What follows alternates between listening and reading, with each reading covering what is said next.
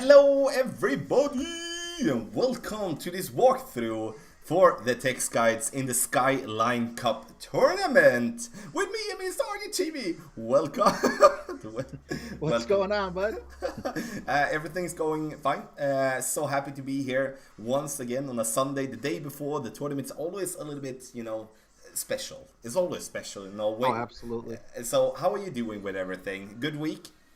Yeah, I've been grinding a little more than usual. Last tournament really got me on fire. I feel like I left a few out there that I had the skill or talent or whatever to move forward with. So I'm only looking to improve. Awesome. How about yourself, man? I heard you finished #1 in all of Golf Clash. I had a very good round. Super happy to get my first major banner. And also doing that live on stream was something absolutely special. So I'm super pumped. I got some very kind messages from other great players in the community, which I like. Which I see as some of the best tournament players in the world, which was made me super happy. So thank you. I hope to continue. It's always hard, you never know when you're gonna choke. That's that's always gonna happen at some point. But this is not gonna be it. Skyline Cup Tournament, we're gonna have a mix of old holes. We do have the Parc de Paris, Maple Bay, and we do have the City Park. So for those of you that do want to go in and practice, you can find the Parc de Paris on tour number 4 for Rookie Division, City Park on tour number 6 for Rookie Division. Pro and Expert cannot practice on any of the tours, unfortunately. And for those of you that are gonna play Master Division, you can practice the Maple Bay and the Parc de Paris on tour number 11. So not that much to practice for, so a lot of players is gonna go in not blind, but therefore the guide here is going to be very valuable. And also check out the videos that is up on the channel. You do find links in the video description below. That's also for the Imgur folder here, as we are looking at the text guides. You can find in the in a link down below. Also, for those of you that do want to feel that you need to get a little bit more dialed in, the updated text guides will be out on Tuesday. It's different than these guides. It's more direct and also in more detail to get you closer and get you those drops that you need to be able to compete for a top position in the tournament. So I'm gonna breathe a little bit now, and I'm gonna throw the ball over to my friend here, and we're gonna start with hole number 1, a course from Parc de Paris, and I'm gonna ask you, how do we play hole number 1 from a rookie tees? Well, for the rookies, I really like the black line.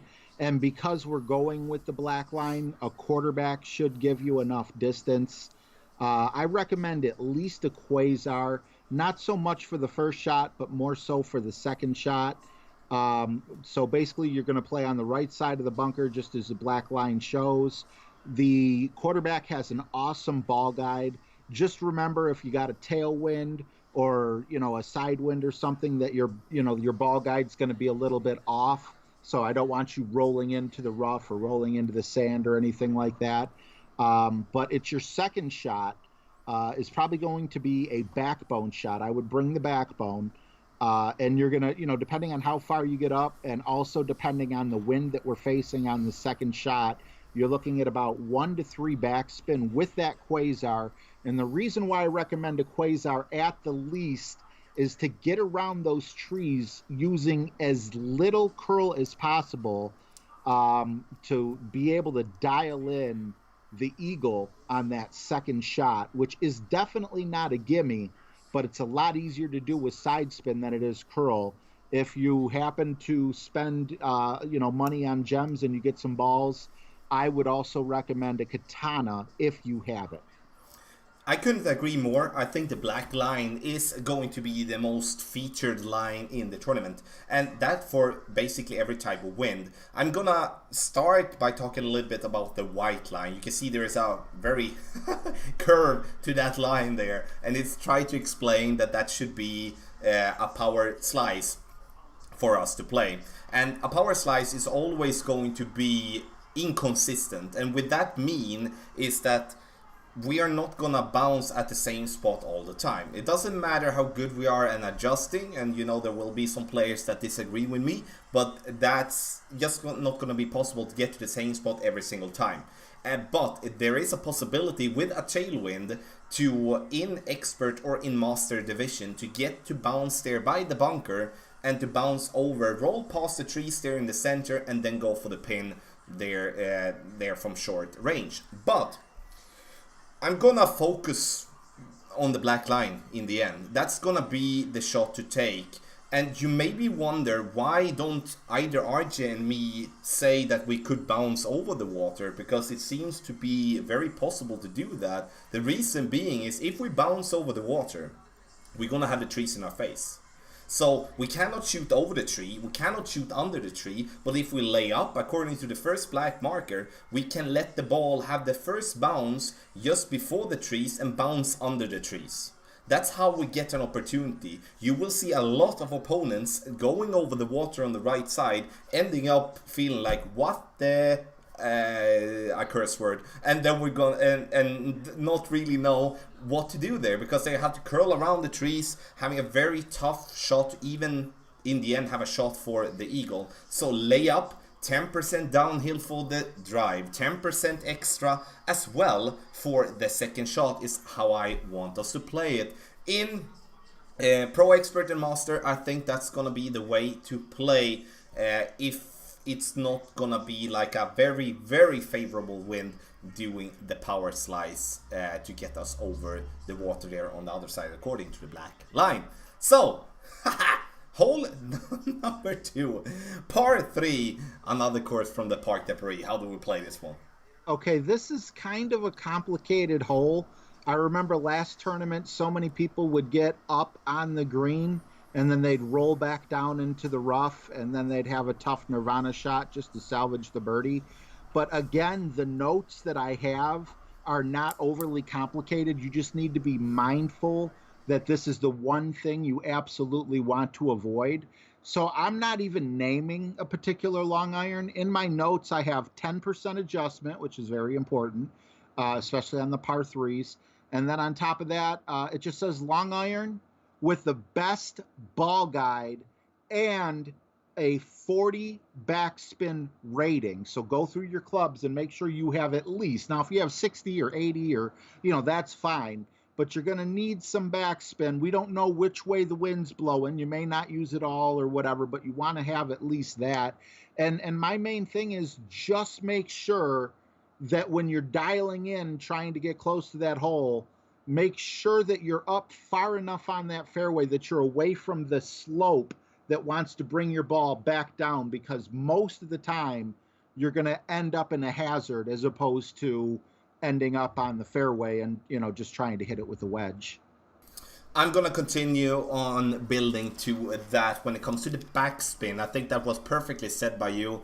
That we need at least 40 in stat when it comes to the long iron. I would say the same when we play for Pro and Expert when it comes to our wood club, because here we're gonna play with our wood club when we're playing Pro and Expert, and there I would say that we need at least 50 to 60, because with a strong tailwind we do need a decent amount of backspin, and that would speak for having a sniper level 8 plus.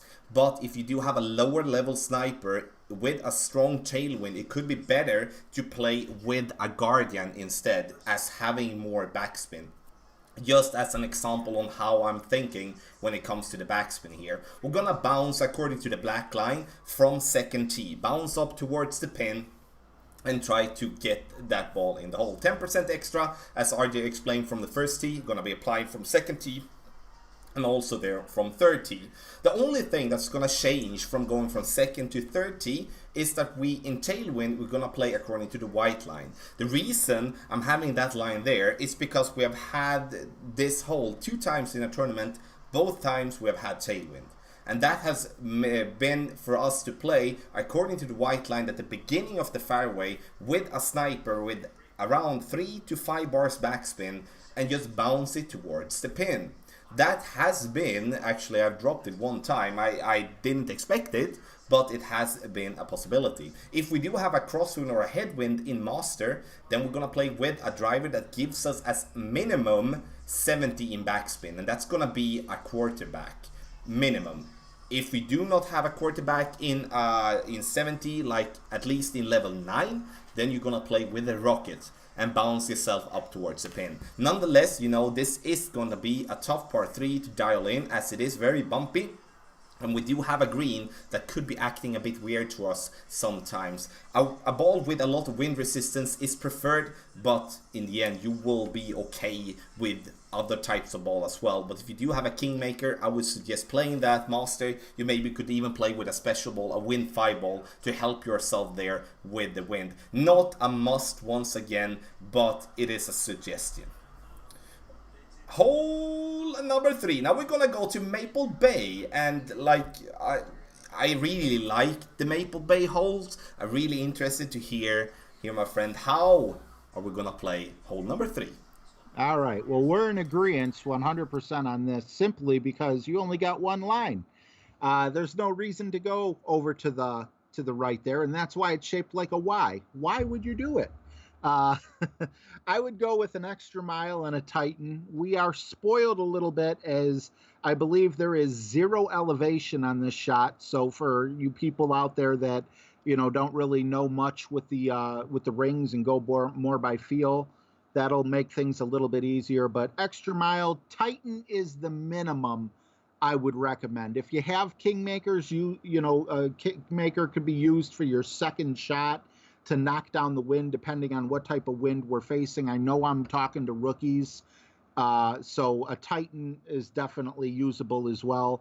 You're going to want to use as much topspin as possible to power through, whether you're going to hit the rough with your first bounce and kind of peter out there, or if you're able to jump over it completely. But you are going to want to end up at that second box there, if at all possible. Don't force it. Don't go overpowering or anything.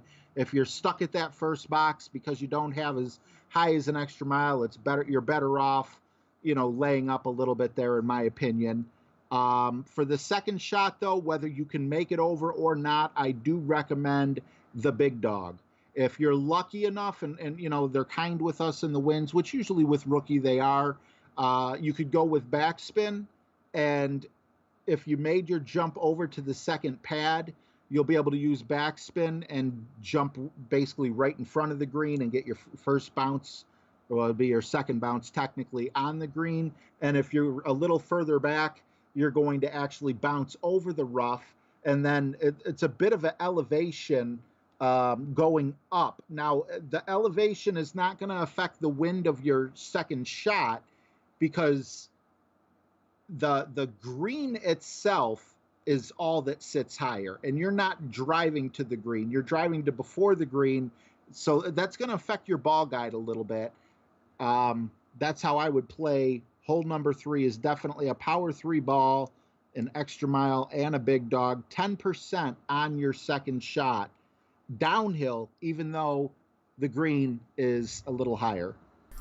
I couldn't have said it better myself when it comes to playing the left route there, and I'm gonna continue on that for Pro and Expert as well. We're gonna play up there to the left, bounce over, gain as much distance as possible. Minimum power 3 ball, 0% elevation. Second shot, we can actually play with a sniper if we do have a sniper in a decent level.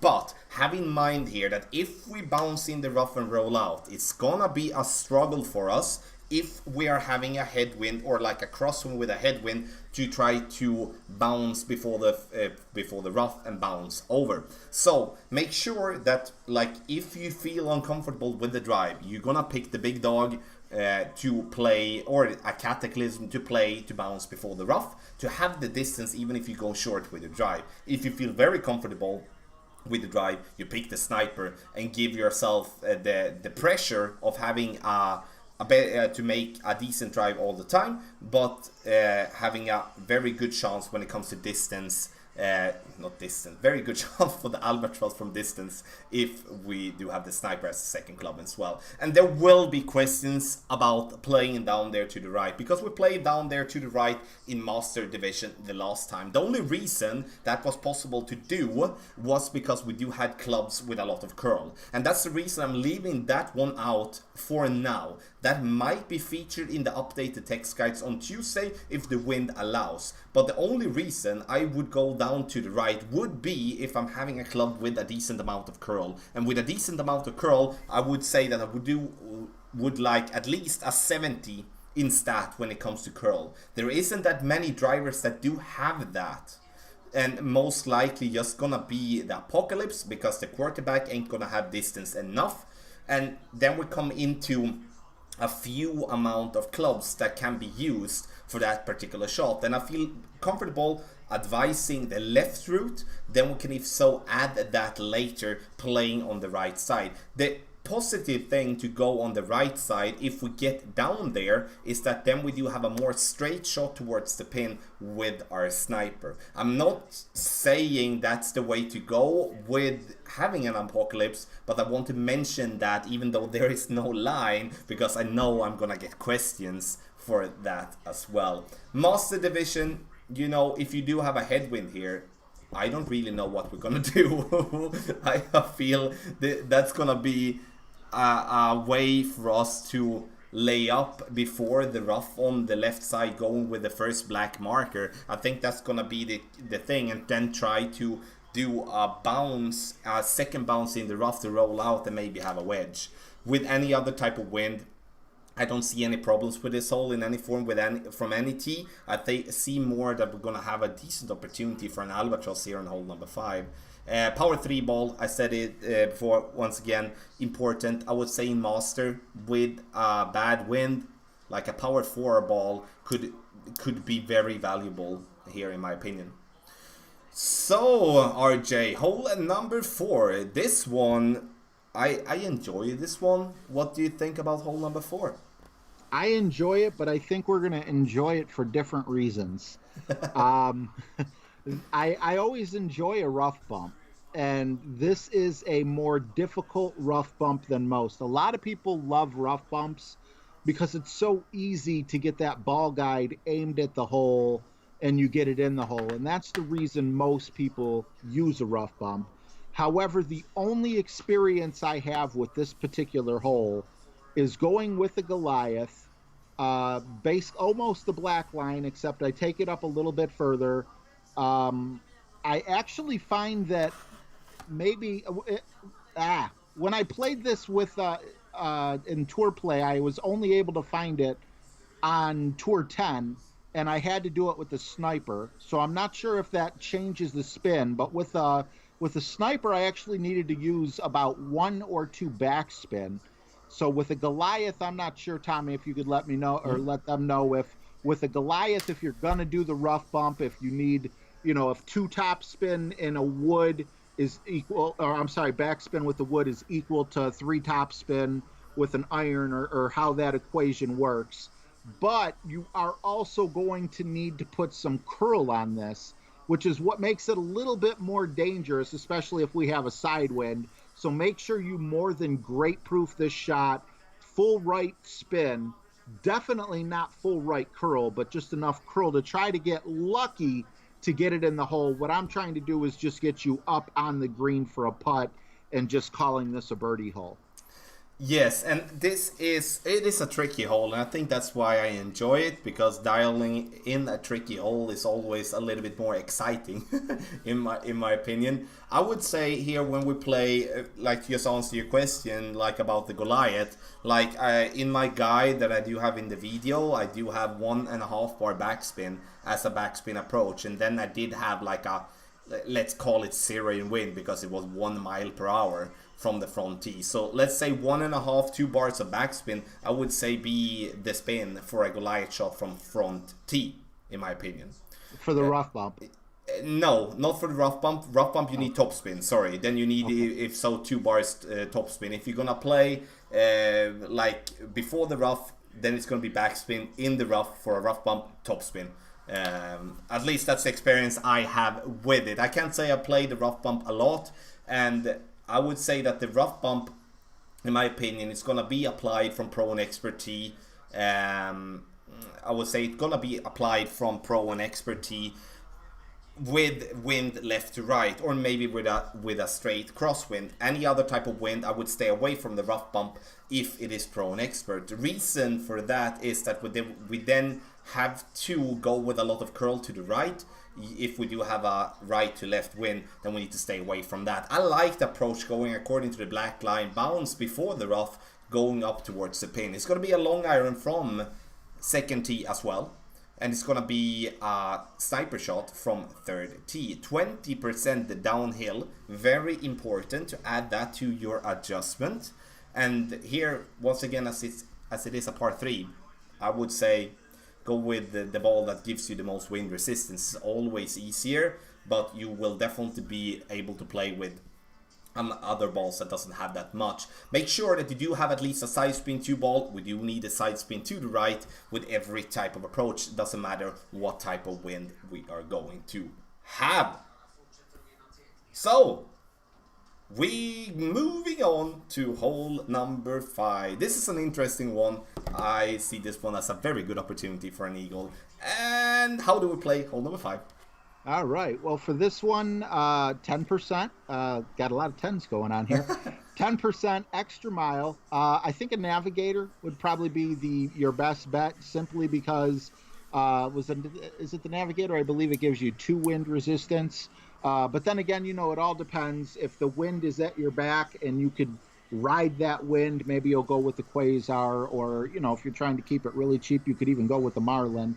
But what you're going to want to do is, with an extra mile, you should be able to reach where that first black square is.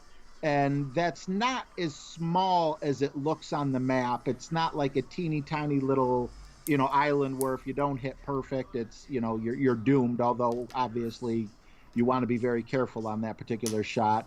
And I would also go with full topspin to get yourself as close to the hole as possible. And, from there, once you're on what I will call the third fairway, because I'm calling that little island the second fairway, your second shot is also 10%.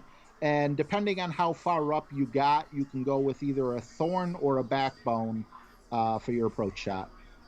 Yes, and from second tee and also from third tee, we're going to start with the second tee. The same route applied as RJ described is going to be for Pro and Expert, mostly. So we do have the black line, and we're going to bounce over, gain as much distance as possible on the next fairway.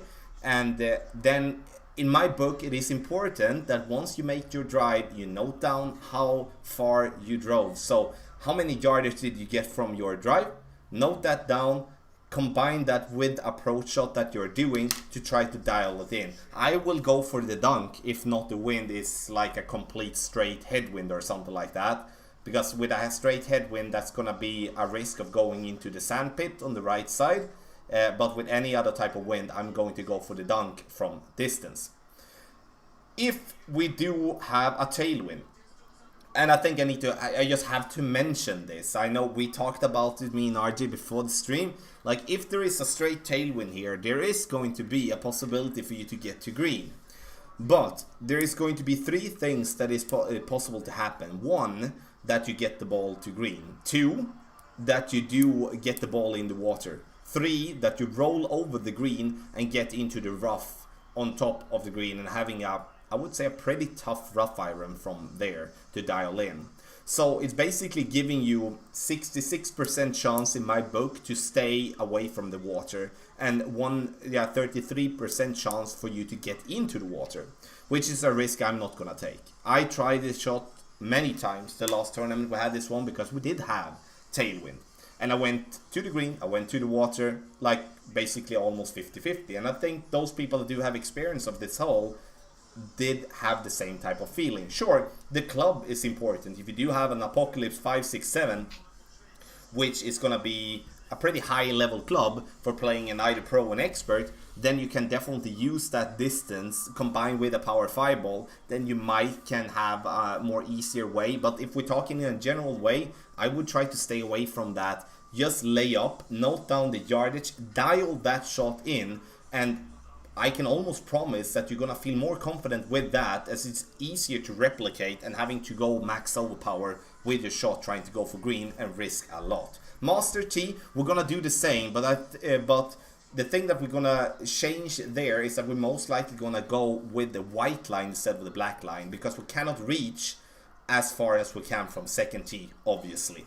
Then we bounce with full topspin, going with around one ball of curl to the left, and we bounce ourselves over to the next fairway, and from there we do have the same type of approach as we would be in expert, like a thorn dunk or just a regular approach shot with our short iron. And you can see the second white marker isn't really perfectly placed. It should be higher up, so don't steer yourself blind on that place. But that was, I hope you got what I was trying to say. I'm not saying to not be aggressive, but we need to think like one step ahead, and we definitely don't want to go into the water. I see this one is going to be almost as close to be a must eagle if we're going to win the tournament, and then it's up to you. I'm not going to be responsible if you go into the water. That's not going to be the case, so it's up to you to decide. Can I elaborate on what you just said? It's funny that you said 66%, because in going through my previous footage to try to get ready for this tournament, I saw myself take this shot 3 different times, and guess what?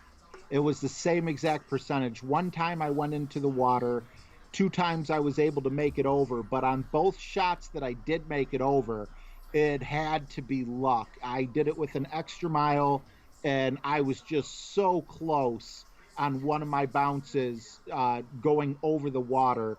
It truly was luck. I highly recommend against it, unless someone like Tommy or someone can really dial that in with some sort of perfection. 66% is not going to win you a tournament. No, and as you said as well, if someone finds something that gets that one dialed in, the problem with getting it dialed in is that the fairway is very bumpy. So I have a hard time seeing us being able to dial it in without having to rely on the luck in the end. But I love to be proved wrong, and we're gonna see what wind we're gonna have, and then we're gonna make the decision after that. I know I'm gonna be tempted when it is a tailwind, but but in the end, the more importantly, it is to win. Hole number 6. Now we go over to the city park. So how do we play hole number 6? This hole reminds me a lot of the previous 2 tournaments we did, taking that black line. It seems like it was pretty popular to kind of have to jump over with some right spin and right curl over either a bunker or the rough, and that's exactly what the black line is showing. You're going to need the distance of the extra mile. I would also go with a power 3 ball here. I do have Titan, and I know we're talking rookie, but if you're going full board trying to win the tournament, I believe a Kingmaker can also be very helpful for the extra right spin on your drive, but then also to knock down the wind, both for your drive and also when you're trying to land on that pad and get it on the green for a possible albatross. However, if you are able to, if you have a Kingmaker, you might also have a really high level sniper, and that would be doable. But for the vast majority of the rookies, it's going to be a big dog shot. And also the first shot is 5% downhill, but the second shot is 5% uphill. So you're going to want to make sure that you under adjust just a little bit. And then depending on the wind, jumping over the sand to the green with your big dog, or for that matter, just about any club, you're going to be looking at about 2 to 4 backspin. Yes, and we're going to play the same way. I know there's a white line here as well. I'm going to come to that. But Pro, Expert, and Master, their approach for us is going to be the black line. 5% downhill for the approach. Max side spin to the right always. It doesn't matter what type of wind you're having. The only thing that's going to change with that when it comes to getting the ball down to the right is that we, with a right to left wind, is going to give ourselves 1 ball of curl outside the adjustment ring to the right, and we're gonna have, with a straight type of wind, we're gonna be half a ball of curl outside the adjustment ring to the right. With a wind left to right, I would stay away from curl, honestly, or just go with a little bit. Doesn't have to be anything, but a little bit is it could be good, especially with a low type of wind. And when I say low, I'm thinking like 5-6 miles per hour. Once we get up to 10, the wind's effect is gonna be pretty good, so it's not gonna be necessary. Side spin ball, important. Side spin 2 minimum in my book, which is going to be a Titan. And I would say if you do have Kingmakers, play with a Kingmaker from the second tee. I think that's going to be the best ball. You get power 3, you do get side spin 3. That's a perfect ball for this example, because we do want the distance for the second shot, because we do want to be able to reach with our sniper the bounce on the fairway pad. And we all know, we heard RJ say the big dog, but now we're speaking pro and expert, where the clubs will be leveled up in a better way. And therefore, a sniper, if it is in a level 7 plus, that's going to be a very good possibility with a power 3 ball to get that ball in the hole. All from 5 bars backspin down to 3 bars backspin, depending on the wind. Master T, if we do have a headwind, we cannot reach over to the right. We need some form of tailwind without having to go with overpower. If we do have a crosswind, we need overpower to do the same shot down there to the right. So if we do have a headwind in Master, we need to play up to the left, and then we need to try to get ourselves to the green from that position. That's going to be super tough, and it's most likely going to be putting ourselves in a spot where we'll have to lay up and rely on our wedge or short iron from distance to secure the eagle. And so we will see once again what type of wind. If every division is having tailwind, then we're not going to bother with the white line in any form. The only thing is headwind in Master from Master T is going to be playing according to the white line. Now we're going to go to the final par 3, City Park. And how do we play hole number 7? Very differently than we play from the second tee or the third tee. I kind of like this lineup here. It looks like for rookie, they cut us some slack. They made it so we can drive, if you want to call it a drive on a par 3. I guess it would still be a drive. You could use your backbone and Marlin. Again, Marlin, minimum ball, just to knock down that wind a little bit. If you have a wind 5 ball, go for it. Or if you want to use a wind 2 ball to make it the shot that much easier, what you're going to want to do is land directly on the green, right about where he shows the black square. And then with most clubs, with most backbones anyway, I should say, full back spin, and then aim your needle at the cup, and then adjust a little bit to the right because of a slope there, and you might get lucky and get it to drop in the hole. If you're going to use something like a Saturn or something like that, you might have to back off of your backspin just a little bit. The shot is also a 10% shot. Yes, and I would say for Pro and Expert T and Master T, and you're absolutely correct, it's going to be changed from how we play from the front tee. Because now we're going to back up, we're going to play according to the white line. From Pro and Expert T, we're going to play with a long iron, and we're going to play that one 10% extra. We're going to play all from 2.5 to 5 bars backspin, depending on the strength in the wind. Aim straight at the hole. I'm using the red ring by the rough line to the right there by the bunker with my Goliath, and using a 10% over adjustment, as I said from the beginning. Playing from Master T, if we do have a tailwind, we're going to play with a long iron there as well, using a power 3 ball. If we do want to stay away from using a long iron in tailwind from Master T, we need to play with a wind 5 power 0 ball, and then we can play with a sniper. But if we do have a crosswind or a headwind, it's going to be a sniper shot all the time. And here I would once again say, as for the other par 3s, we do want to play with a ball with more wind resistance to help ourselves getting closer towards the pin. So now we do have, this is my absolute least favorite par 4 in the whole game. I honestly can't stress enough how much I dislike this hole. And I will not enjoy it when I play. It's gonna be interesting to hear. I'm gonna say my complaints until it's my turn. So RJ, let's go. I'm late. Okay, wow, I actually kind of like this hole a little bit, but I can't say that I play it completely error-free. I have run into some trouble, but I'll tell you how I do play it. And it is with an extra mile and a power three ball, as I want to get as high up as possible. Now, the one thing about this hole is there's a bunch of hills on both sides, and on these hills, it also kind of creates a bit of a valley right up the middle. So a lot of people be like, oh, okay, just aim right up the middle to avoid the hills and the the valleys, right? Well, that's not the way I play it. What I like to do is, you see where Tommy's black box is, if we're able to reach with a power three ball just a little bit beyond that, we're going to be facing basically like the contour. I don't know if this is helping any. But the contour is, there's basically a hill there. That sand is up higher than the fairway is. I like to aim for the side of that hill. And on doing that, you want to put your top spin on, and you also want to put full left spin and full left curl to counteract the fact that you're hitting off the side of a hill, so you don't go bouncing all the way over to the right. Now, you don't want to go crazy. I think about a quarter, depending on the wind, of course, but generally with neutral wind in rookie, which is what we'll normally be facing, about a quarter left curl is going to be enough to counteract that hill from having you bounce over. Be careful not to hit the top side or the front, the portion of the hill closer to you that's going uphill, because that's going to create a really high bounce where you lose a control.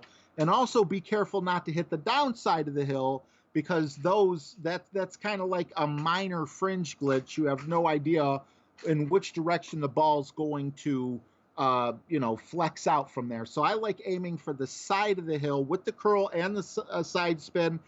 Be careful, though, that you don't go rolling into the sand trap or the rough. So about 4 top spins should be plenty.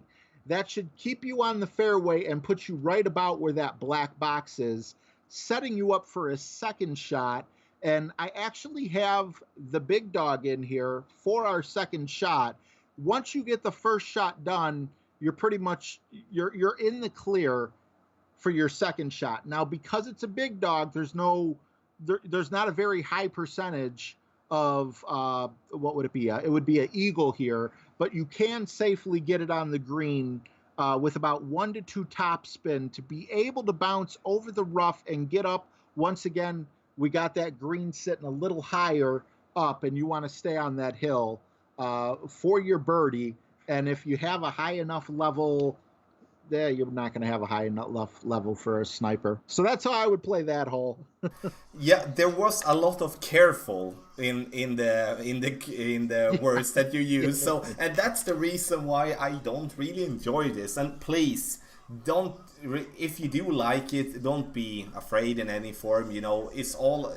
It all comes to that. Some holes you like, some holes you dislike. That's just how it's going to be. From second tee, we're gonna try to do the same thing as explained from RJ. We do want to bounce on the fairway, keep ourselves on the left side as it slopes slightly to the right. And we do want to find one of the holes. I call it holes because I don't know the language well enough to explain that type of way. But see the black marker, like in between either the middle 2 bunkers or the 2 top bunkers, is where I want our ball to land. And that's gonna require a different amount of topspin, all from 6 bars topspin down to 4 bars topspin, depending on the wind. I do always play with max left side spin as much as I can, and I play with a power 3 ball. Power 3 ball not so much for the drive, but for the second shot, if we in some way get a very bad bounce and go short. If we do have a straight tailwind, I would suggest that you pull out a power 5 ball and go nuts. Go nuts with, to actually gain as much distance as possible to bounce yourself past all the bunkers and go into the rough. And that might sound super weird, but it's a way to take away the risk of getting in any of the bunkers and in the rough, because I do feel that this is not, even if we make a perfect drive, this is going to be a very, very tough shot to get an eagle on than it could be with a very good wind in our back, a way for us to just safe, like, or just play it in a very safe way and get it to the green. If you're going for that shot and you're going to feel that you're going to be in the rough a lot of times, play with the machete or with the Amazon as a rough iron with a lot of backspin, so you're not finding yourself there and having a tailwind to the green and you're not having backspin enough on your lower level Nirvana or any other rough iron. So that's important as well. Master T, here it's gonna be, we're gonna see some pars here from the third tee. I'm 100% sure of that. Hopefully I'm not gonna be the one or one of them. I'm going to go max topspin, gain as much distance, same type of way as for Pro and Expert T. A good tailwind, then we're gonna try to dial some sort of shot in that we can get ourselves past everything, have a rough iron towards the pin. If everything goes well and we lay up, then I would actually play with a sniper to bounce ourselves up to the green using the ball guideline. Try to dial it in, but as for bouncing on the fairway up to the downhill or the uphill slope there by the green, it's gonna give you also some sort of inconsistency. I made one eagle on this one and we had it in like 5 or 6 tournaments or something like that. So it is a very tough one to dial in. Hopefully you're gonna do it, and I hope I'm gonna get at least one maybe in the tournament when I'm gonna play. 10% downhill for the drive, 0 for the second shot. Last about yes. You said that was one of your least favorite holes. Yes. Is it the drive, or is it the approach shot, or is it a combination of both? I would say the drive, because the drive there isn't a way in my book to get the ball to bounce at the spot and then act the same all the time. Gotcha. It's a consistency thing. Yes, and I don't like holes like that, because then I feel it's down to luck. And sometimes you have luck, sometimes you're just unlucky. And yeah, that's my whiny complaint about that. No, it's valid. Hole 9, RJ. Last but not least, we're gonna have one of the Parc de Paris. Yeah, this I don't see many albatrosses here, but what do you think? Yeah, I don't see very many albatrosses here either. Especially in rookie. This is definitely an eagleable hole, but that's it. I wouldn't ask for much more. We're actually looking at a 25% elevation change, and we're looking also to go with, I would like a Kingmaker. And the reason I like a Kingmaker here is look how skinny that fairway is that we're going to be aiming for. In all likelihood, with a lower level extra miles that we have, we're not going to be able to actually jump over the sand there.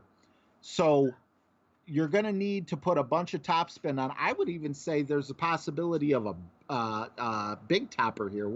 I'll let you elaborate on that, on whether I'm crazy or not, because I know the accuracy isn't so good for such a skinny fairway, but we want to get up there as far as possible to make our second shot.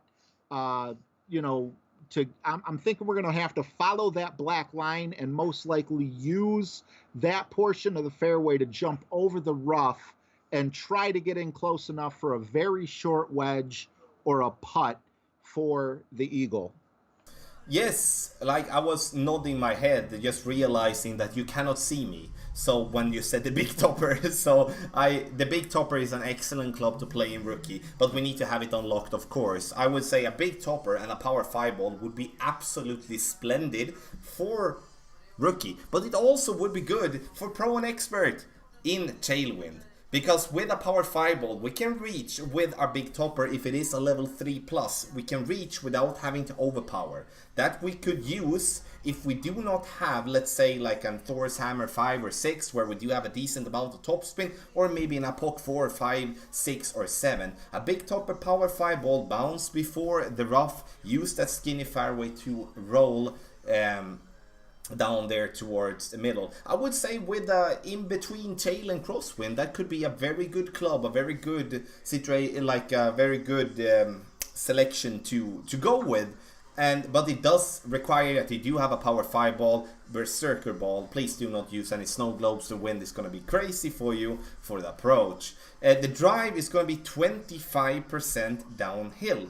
That's a lot, but super important that you do have in mind, because the ball will otherwise not go where you want to, and that's going to be a problem.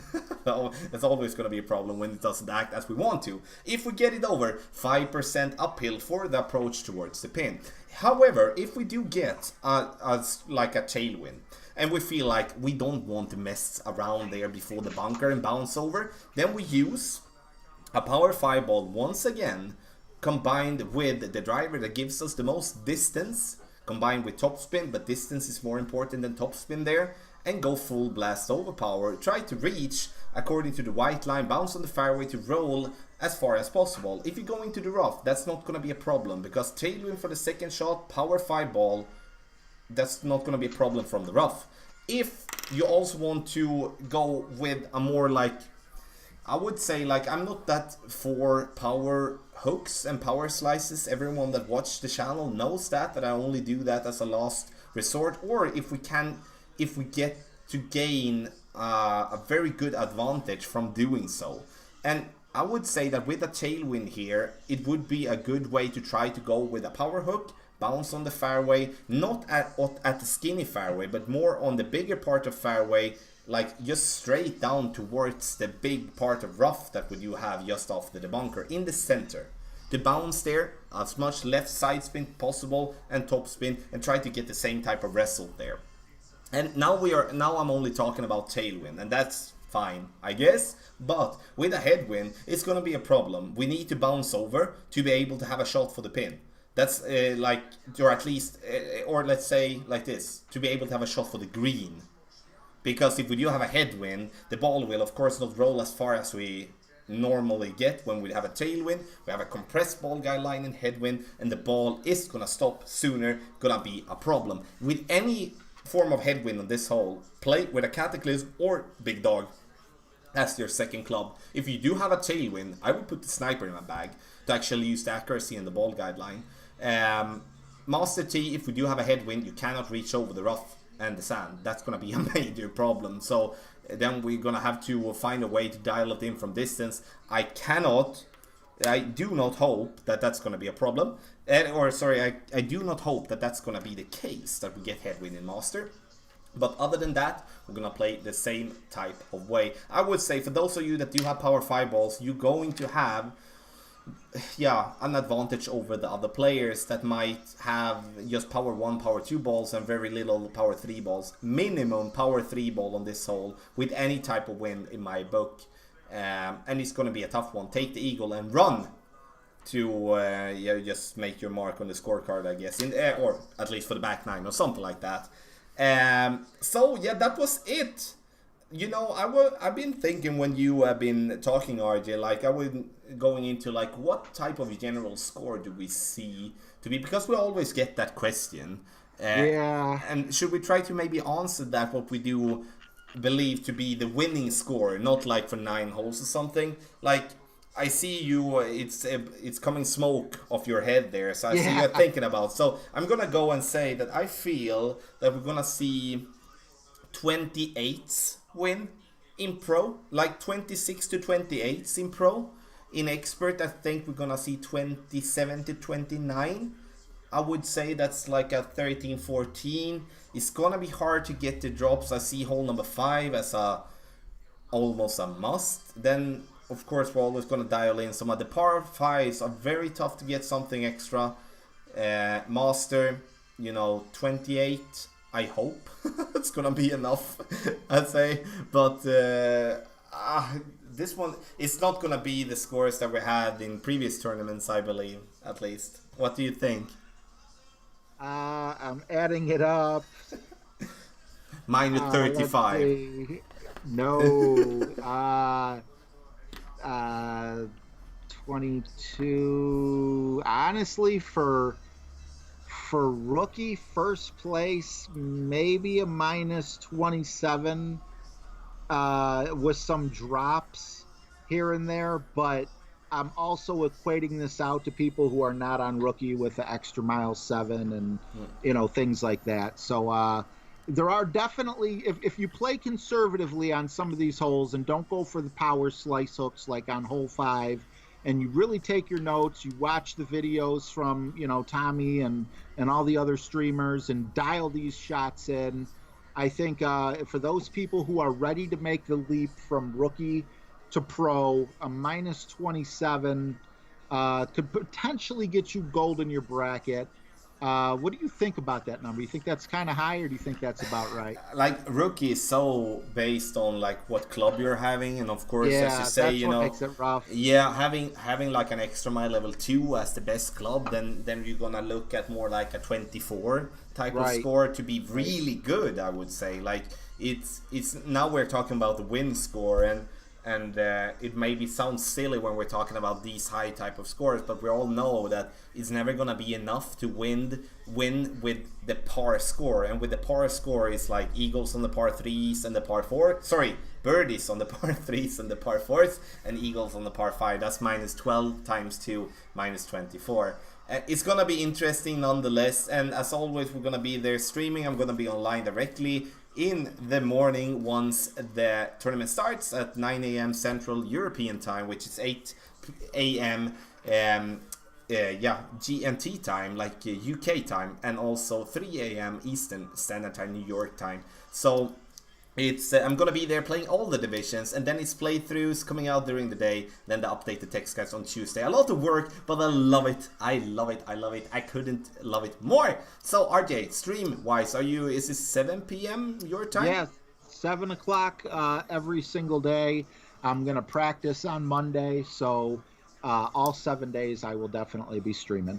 There we go, and then we're gonna see if RJ can lock in a gold or like a very good position in the end. I'm gonna be there cheering for you, buddy, and let's bring it home. So as always, do not forget to subscribe to the channel. If you haven't subscribed here yet, do it. We're over 41k, insane. And also, if you haven't subscribed to ItsRJTV, jump over, hit that subscribe button soon to be there at the 10k mark, which is also insane.